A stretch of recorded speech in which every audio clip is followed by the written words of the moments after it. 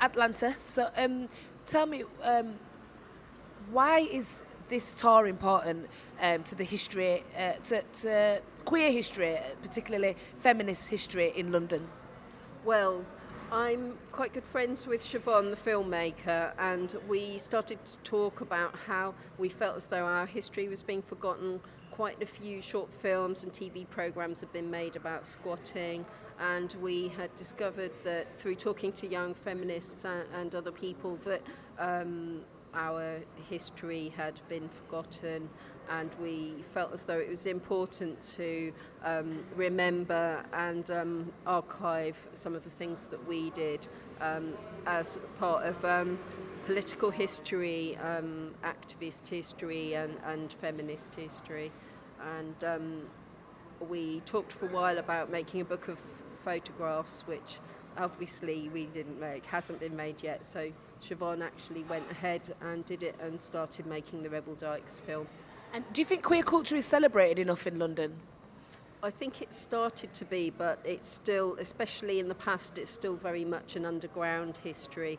And I think the importance of history and archiving is big, especially for marginal groups, has become more important and more recognised.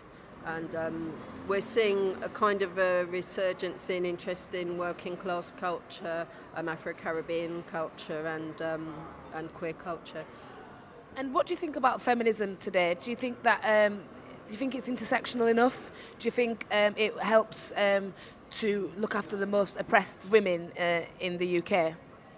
Well, I think, as we've heard recently, I don't think there can be a feminism unless it is intersectional, because obviously a vast majority of the women in the world are not white women. So problems have become more apparent now, you know, with the degree to which black women are marginalised and excluded from mainstream feminist history.